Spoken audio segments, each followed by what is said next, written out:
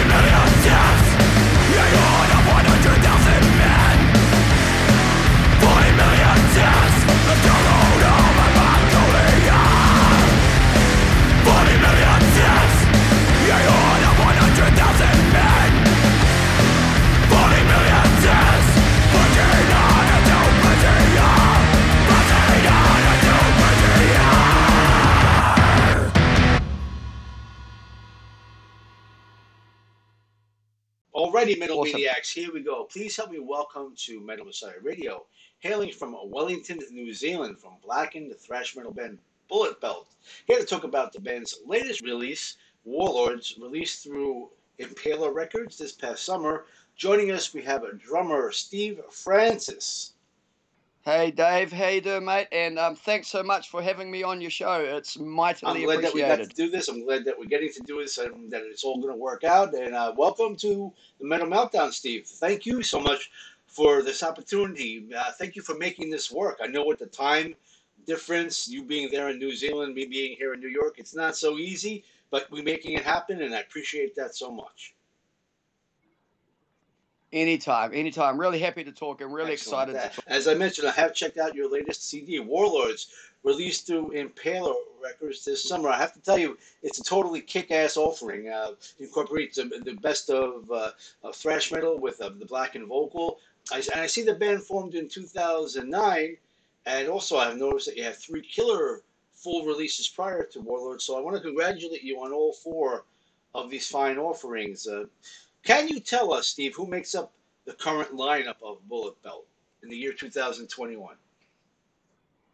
So the current lineup is myself on drums. Paul Roberts is our vocalist.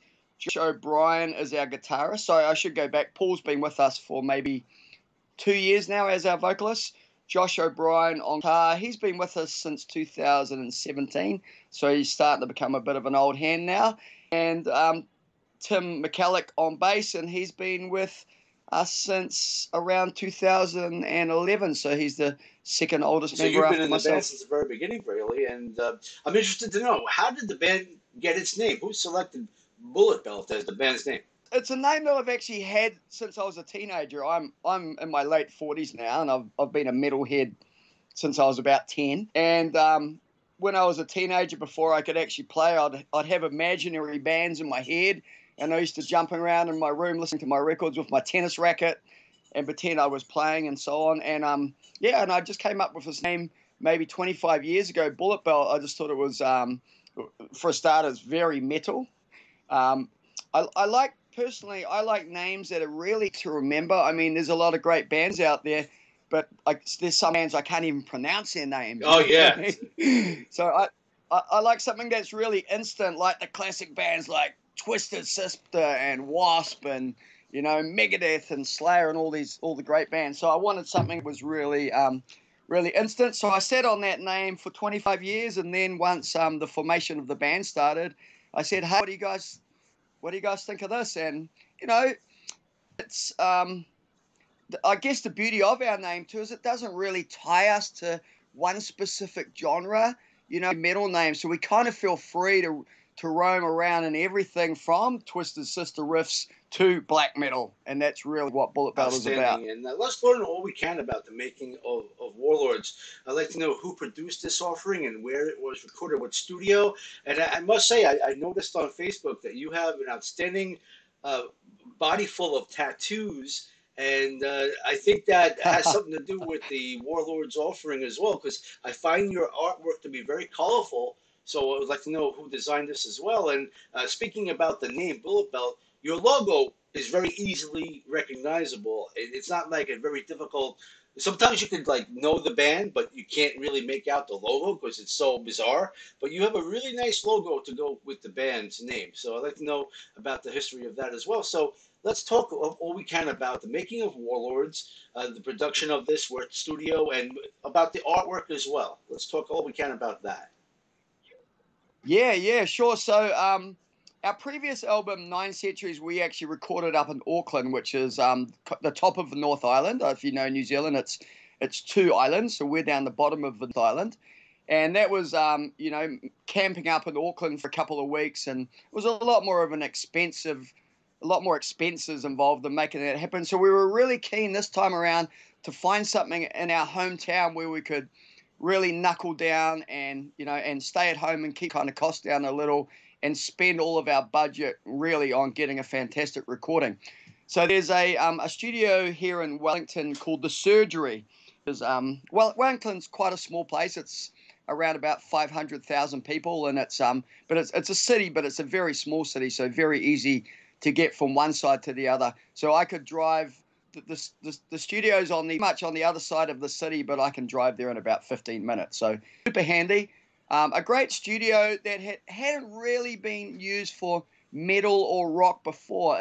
In Wellington, there's a really strong scene, well, in New Zealand really, of this kind of genre that we call barbecue reggae, which is really kind of big down here. And a lot of those kind of bands had recorded there. But the producer who we work with, James Goldsmith, he had his own little studio previously, which had unfortunately closed. So he had started doing a little bit of work at this studio called The Surgery. And some of the that he'd produced, although they weren't really metal per se, they had hard guitar sounds in them. And we really liked what he was doing because to us, it sounds very real. And as a band in 2020, when we recorded this album, the really big goal was to get away from kind of, I guess, fake or made sounds. We wanted the album to be real. We wanted to have real loud guitar amps. We wanted the drums to be real. Like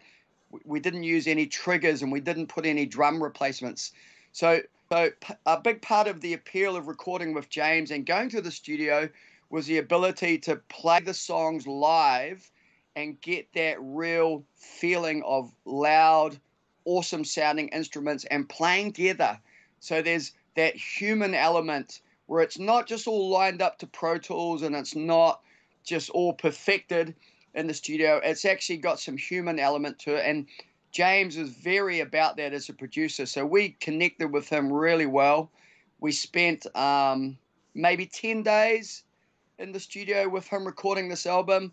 Really easy guy to work with. He really got the vibe of what we were trying to do, and pushed us and had a lot of great ideas that bought in, but also let us kind of co-produce the album with him.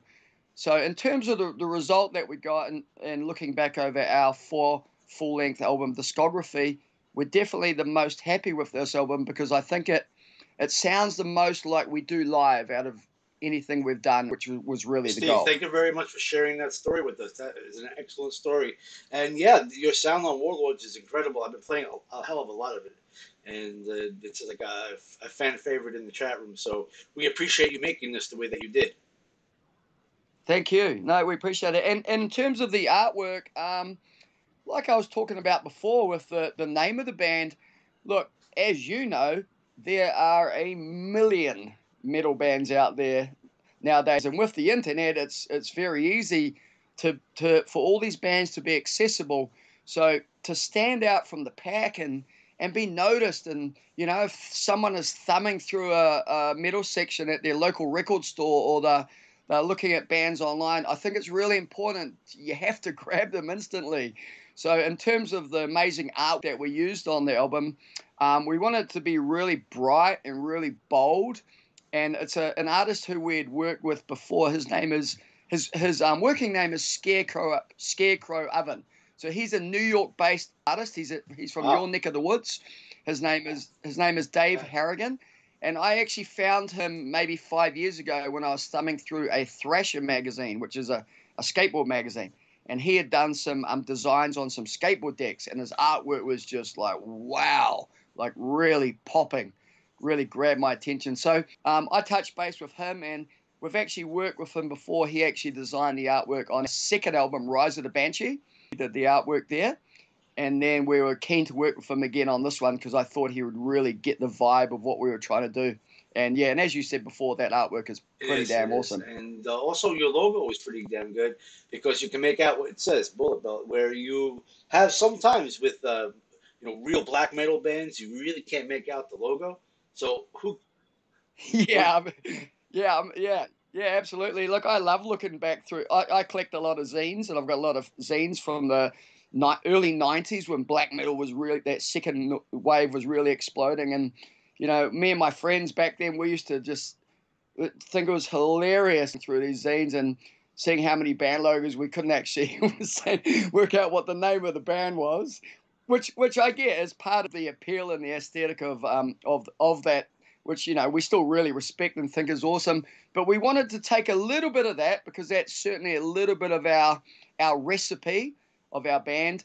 But you're right, to make it still have those aspects, but to be legible, because let's face it, if we're going to get anywhere in this world as a metal band, the first step is for people to know who we are. So if they can't read the logo, we're not right. off We don't want to just start. see snowflakes and like, okay, what's the name of that band? It's very difficult that way. It really is. And a lot of them look like that, unfortunately. Yeah. Which is cool. I get it. I get what they're trying to do. And they maybe want to, a lot of those bands, they want to stay in the underground, and that's their thing. And they're incredible music there. But we see ourselves as hopefully taking the band a little bit further than that. So we just want it to be a little bit more that makes easy a lot to of read. sense. Now, who created the band logo? It was actually a guy we've worked with before called Nick Keller. Now he's a Wellington-based artist. He's an incredible artist. He's done album covers for the Black Dahlia Murder, Thy Art Is Murder. I think he might have even done something for Autopsy. And he's done there's a band based in Wellington called Beast Wars, who are a really incredible band, and he's designed all their artwork. It's all painted. So he hand painted our first album, which is called Down in the Cold of the Grave, and he'd never really dabbled in kind of logos before, but we just hit him up because we know how creative he was, and we kind of gave him free license with it. And that's what he came up with, and we've stuck with Excellent. it. And I've noticed that you are signed on a Impaler Records. Now, is this the band's own label, or how did this experience come to be with Impaler Records? Yep, that is correct.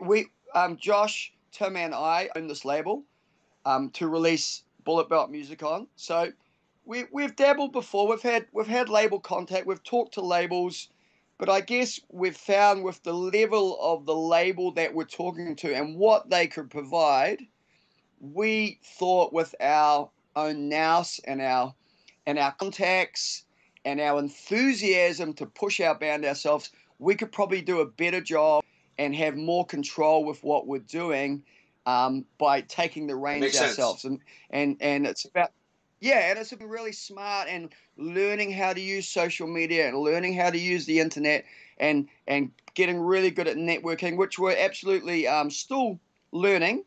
But we've found after talking to some other bands, for a band of our level where we're at now, we thought that this was a good way to go about it. We get control over our artwork. We get control over how everything looks. We get control over all of our merch. We take all the income from our merch and et cetera, et cetera. And, when you start dealing with labels, I believe that you can lose a lot of that control. So we're pretty happy with where we're at and being in control of our own destiny, Yeah, I I'm glad guess. to hear about that, and I'm glad that you feel that way about your band and doing it yourself because it does. You have the enthusiasm I can hear by talking with you, and I think in the long run you're doing the best thing you can for yourself. Yeah, I think so. I know personally for myself, I find it hard to stop thinking about Bullet Belt for more than 5 minutes in a day. So that enthusiasm and love what we do is there, and that's really helping drive what we do and push the That's band excellent. forward. And I want to congratulate you on that, as well as congratulate you on what you had just mentioned prior to the interview, is that you are COVID free there in New Zealand. So have you been able to actually perform live there?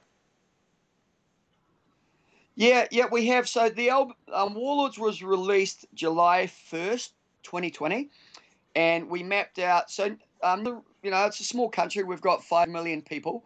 There's only so many towns and cities that we can play. So we mapped out a tour of New Zealand, and which was 14 shows, and we actually aimed to take our album and take our music to a lot of smaller towns. I mean, there's a lot of great metal bands come from this country, and when they get out and play, they might play 3 or 4 or 5 places maximum.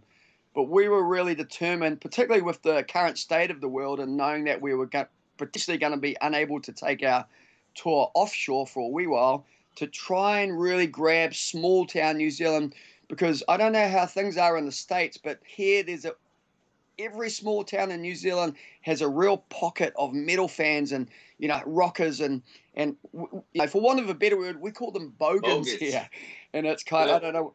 Yeah, we call them bogans. I'm not sure what the maybe Hesher might be the word that you might use over there, but kind of the small town guys who kind of live the lifestyle and listen to a lot of metal, but don't really manage to get out to the big cities and see the bigger shows. So the goal was to take the tour to these smaller places, and it was super successful. We did have COVID did rear its head again, so we scheduled the shows for I think around August, September, and then COVID struck again, and we went into we had a little bit of a lockdown, so we had to move the shows, and then luckily it's been pretty smooth sailing, so we managed to get out and tour, as I said, 14 shows around New Zealand, all hugely successful, great turnouts. Got to play and meet some amazing local bands. There's some really killer bands in these little towns, and really help take Bullet Belt to That's the great to people. hear that you're able to do that because here in the States and, of course, in Europe, there really haven't been any shows. And I think that there's the hope that in the summer of 2021, the possibility of that will happen. But COVID has been destroying this whole situation here, though. It's good to hear that you have been able to do something there. Yeah, I have a few friends who are overseas and playing bands, and some of them, that's their living. Yeah, and talking to them, I think I guess the first 6 months or so on was probably a bit of a novelty. And if they've been on the road for the last 10 years, they probably enjoyed, being at home for a little bit. But as far as I can see, that novelty has far worn off, and I can see that there's great concern amongst not just bands, but promoters and people who help, like people who are the crew members and everyone associated with taking a touring band on the road. It's a pretty damn dire situation, and I'm definitely really feeling it's for them. really a shame, but hopefully a lot of those bands out there are able to have a variety of merch. Speaking of that, I've noticed you do, and being that you're able to been out there to perform, which is a great thing, you also have a great amount of merch that I want to let the fans know and how they can support the band by getting some merch. And I want to give a couple of links. I want to give, of course, your Facebook.com/Bulletbelt, your Bandcamp as well, Bulletbelt NZ for New Zealand, your Yep. official site, bulletbelt-official.com. I notice you have, I guess you call it skateboards and a lot of colorful merchandise available for your fans, but I think you would do a better job explaining everything that you do have currently available for your fans. So would you please elaborate on the merch you do have currently available? Yeah, absolutely. Well, we'll start with the skateboards now. I was a skateboarder when I was a teenager, and I've kept a really keen interest. I'm, as I said, in my late 40s now, so my ability to take the falls when I'm skating isn't so great these days. So I'm honest, I haven't spent a lot of time skating of late, but I've always really loved skateboard decks and really loved all the art associated with it. So we've actually done 3 runs of skateboard decks, which have all pretty much sold out. We have a couple of decks left in one of them, so they've been hugely popular. And whether people are riding them or putting them on their wall, they're a great piece of merch. We try to keep fresh and keep moving in our t-shirt design. So every couple of months we're updating with a new t-shirt design. So I think we have about 4 designs available up on our various places that you mentioned before, which people can grab. We've done shorts, like I call them, I don't know what you call them over there, but I call them mosh shorts. It's kind of like the mesh shorts that the kind of hardcore dudes would wear when they go to shows. So they've been hugely popular. We've got all of our albums are available on vinyl. Excellent. So we've got our four full lengths. We've got some 7 inches we've done. We've actually done a 7-inch split with Sabat from Japan, wow, which was really cool. So we've got that still available. I think that's about it It's a at nice the moment. amount of variety of merch, and I'm sure the fans out there, especially from the States as well, do appreciate that. But you probably do sell a lot of merch there in New Zealand, Australia as well, I would imagine. Yeah, it's been really great actually. Since this album release, every week I'm packing, up to a dozen parcels and sending them off all around the world, and it's really heartening for us to just that ongoing support of just constantly selling stuff on our Bandcamp or on our official website, and realizing that there's people, and I mean, just last week I sent parcels to Russia, US, Germany, Australia, and Japan, not to mention a whole bunch to New Zealand. And this is we just kind of look at each other going, wow, this just keeps rolling. So it's really great. And it's giving us the ability to fund the band, to be able to get the band in a position. And as you can imagine, metal is not a huge genre in a small country like New Zealand. So for us to be able to get out and get around and take flights everywhere to do our tour and to keep the band rolling, it does take some money. And we're kind of at the point now when there's funding itself, which is a really good Excellent. place to Great, be. another great story to tell us, and we do appreciate hearing that. And also, I want to talk about some videos. I noticed you have a couple of videos out there. You have the 2 official music videos for Punishment of God and Blade on the Fire. So if you could spend some time talking about the making of these videos, and if there's any plans of making any future music or lyric videos to accompany either Warlords, or if you're working on even new music to talk about, we'd love to hear anything you can tell us about that. Yeah, sure. So a filmmaker down here who I know really well called Amber Beaton, and we've worked with her before. she came into the studio. We recorded Warlords and kind of documented the whole process. So she was right in there, you know, in the blood, the sweat, and the tears, seeing it all go down. And she filmed, and we actually did a little documentary which we released just prior to the album release, which is the making of the album. So that's also on YouTube. And from that footage, she shot a like an in the studio promo video, official video for Blade on the Fire. And that was us, actual footage of us recording the song. So we weren't miming along or playing along for the video. That was actual footage of us recording, and it's got some cool little clips of all the kind of side bits going on around us as we recorded the album. So we released that to coincide with the album release, which was July. And the second video that we've released so far called Punishment of God. Now, I've always really been keen to explore looking at doing an animated clip.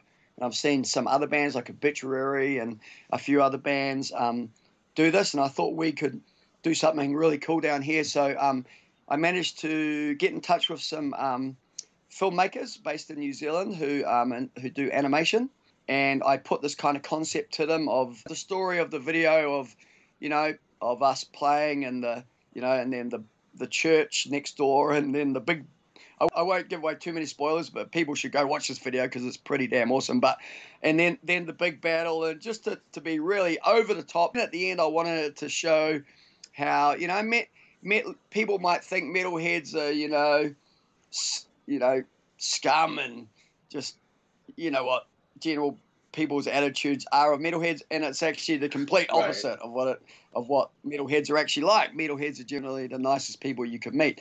So I thought it was a really cool touch at the end of the video how us band kind of put our hand out to the priest, and then he's partying with us at the end. So that's pretty cool video. Kind of a happy ending. And so that actually took about 2 or 3 months to come together, that video.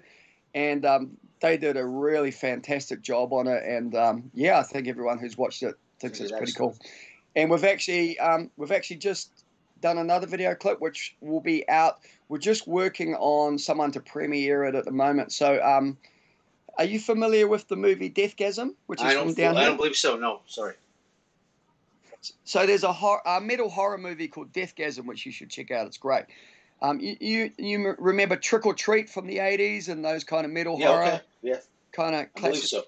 Yeah, so it's kind of like that. It's a metal horror movie. So the person who made that, Jason Lee Howden, he's based down here. He's just shot a new video with us, and it's finished now. We're sitting on it, and we're just trying to find somewhere to premiere. And it's basically based around zines. So I spoke a little bit before about zines, but I grew up kind of reading zines from around the world in the early 90s. Now, for people that aren't familiar, a zine is basically a fan-made magazine. And a fan will make a magazine and interview a bunch of bands and do reviews and so on. And they were normally Xeroxed, black and white, and those black metal logos we talked about before that you can't read, they were kind of full of those. So we've basically shot this video where we're in the zine and we kind of come to life. And I won't give too much away, but it's a pretty spectacular video. And that should be out in about 2 or 3 weeks. Just working on that at the moment. And that is for the song Flames of Hell, which is... Sounds like it's going to be fun, and I can't wait to see that. Thanks for letting us know about this. I'll be looking for it. No problem. Steve, would you like to talk about your drum kit? Yeah, sure. So for the album, I used Keystone, Ludwig Keystone, which is Ludwig, kind of a really old, traditional, American-owned drum brand. I play a pretty basic setup. When I started, when I was a lot younger, I had, like the classic Dave Lombardo 5 million toms and 5 million cymbals. As I've gotten older and I'd like to think smarter and having to cart my drum kit around in my car and cart it around New Zealand to various shows, I've soon learned that less is more. And a lot of drummers will tell you this. So my setup has now gotten very small where I'll just play 1 tom up and 1 to 2. I can get away with 1 floor tom, but if I'm home, I'll play 2 floor toms. So it's a very basic setup. I don't use too many cymbals. So it's much like our artwork and our logo. We've learned with this band, less is more. simplifying everything, and that's trickled down to I guess my setup of my drums, and I guess my drumming style as well.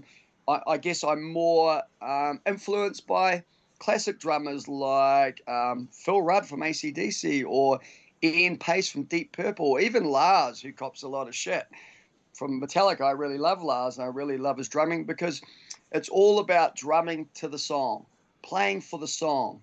And my drumming on Warlords was about playing my best drums that fit the riffs, that make the song come to life. It's not about, I call it musical wankery, for want of a better word. And don't get me wrong, some of these modern extreme metal drummers that are out there now, I mean, jaw just drops to the floor at the skill level, but sometimes overplaying can, for me, ruin Understand the your point. music. And I do hear a lot. I hear a lot of that going on in extreme music. Hey, and if that's what the kids want to listen to, and that's what they enjoy, that's awesome too, and I completely respect that. But the way that I play my drums, and the way that I have my drum kit up, is very much a less is more attitude now, and just trying to play Excellent. to the song. Again, thank you for sharing that with us. And would you like to talk about what you do when you're not doing Bulletbelt? I know that you have a job that. I'm a professional swim coach. So I coach a swim team here in Wellington, competitive swimmers at the Pirates swim team. So I'm the head coach of the club. We have around 200 swimmers in my club, and we coach right from junior level up to national champions. And I also coach like triathletes and adults as well. So we're in the water at 6 a.m. So I'm up at pool deck at 5:30 a.m. We're in the water at 6, because a lot of them need to head off to school or head to work. And then my day is pretty free during the day, and then I'm normally back in the pool at 3:30 p.m. So, and can work anywhere up to 9 p.m. So yeah, and that's my own business. So yeah, and when I tell people that I'm a swim coach, they normally say, "Oh, like, is that your job? Like, does that manage to pay the bills?" And yes, surprisingly, even in a small country like New Zealand, I've managed to carve out a niche and a profession, in such a small industry, which I'm very grateful for. And to me, it's much like my band. It's something I'm very passionate about as well. And to me, it's not like even going to work. It's just my lifestyle. Steve, it sounds like you're living the life. It sounds really exciting. Yeah, I'm pretty lucky. I mean, like I said, I'm late 40s. I wouldn't say it's been smooth sailing all the way through my life, but I'm just really lucky that I've found my niche. I've found where I sit in this universe, at this stage of my life. And yeah, you're right. I do feel like I am living Excellent. the dream. And Steve, would you like to mention any other bands that you may be associated with? Yeah, sure. I mean, look, at the moment down here in New Zealand, I don't know if you're familiar with too many New Zealand metal bands, but the scene here, for a population of 5 million, and for what a lot of the bands are doing, the scene here is actually pretty incredible at the moment. I mean, and in all facets. I mean, if we look at the more extreme kind of side, heading into black and death metal, there's a lot of great bands like Ulcerate, who are really making an impact on a world stage. And then you go a little bit further into the nasty side of things, the more black and death. There's like bands like Vassifor and Diocletian and Heresiarch, and these are names you might not be familiar with, but people I guess, who live in that real extreme world would know of these bands around the world. Like they're on, like, good size independent labels. And then we have, on the other side of things, we have some, I guess, more commercial metal kind of bands. Like there's a band called Alien Weaponry, who are doing really well. They've just made the cover of Metal Hammer magazine. We have like a band called Devilskin, a more kind of rock band, who are doing really well, and managing to draw like 1,500 to 2,000 people to a show in New Zealand, which is pretty ridiculous, really, for a small place like this. And then there's a ton of really great local bands who are kind of living the underground, and like us, DIYing it and doing their own thing. There's a band called One Fix from Auckland, really awesome thrash band. a band from Christchurch called 3000 AD, who are a really cool thrash band I Familiar really with like. them, yes, and Stalker from your area as well. Stalker, yep. Just in Wellington, there's Stalker, there's Beast Wars, there's us, and there's some of those more kind of death extreme bands. And there's also a really amazing like DIY kind of hardcore punk kind of scene that operates down here. And obviously, in a small place like Wellington, there's always crossover. So metal bands playing shows with those kind of bands. And I guess that is a bit of the beauty of coming from a smaller country. There's always going to be crossover. And myself personally, as a fan, I love going to a show where there's 3 or 4 bands that all bring something different to the show. I'm not a fan of going to see a show and there's 4 bands that pretty much sound the same or same genre. So the beauty of a lot of the shows down here is this great crossover. You might get a punk or a hardcore band, then you might get a death metal band, and then you might get a traditional metal band all playing on the same bill.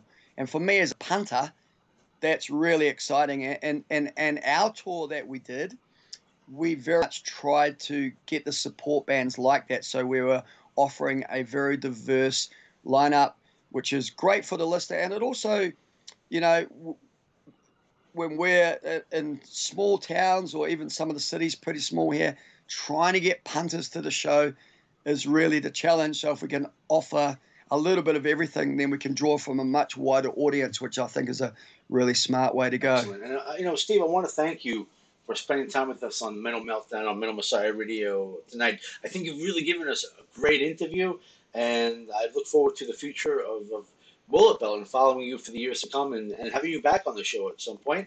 At this time, would you like to say anything to your fans that are tuning in right now? Yeah, look, we're just really grateful. You know, we are living the dream, and like I said before, for us to be selling merch, you know, to people in Russia and people in the States and people in Australia. I mean, that's just ridiculous for us to feel that there's support out there, and it's been really heartwarming for us to feel the love and the support to the release of Warlords, and it really has made a great impact. And we've really felt that, and we're really appreciative of it, of anyone who checks out a video or downloads a song or buys a T-shirt. I mean, without the support, we wouldn't exist, and without the support of people like you who are, you know, giving up so much of their time to help promote bands and interview bands, it's people like you that are really keeping the scene alive. So I can't thank you enough either, Dave. Really appreciate it. Words, and I wish you and all in Bulletbelt great success in the future as well. And I'm glad to know that you're really COVID-free out there, and let's hope that stays that way.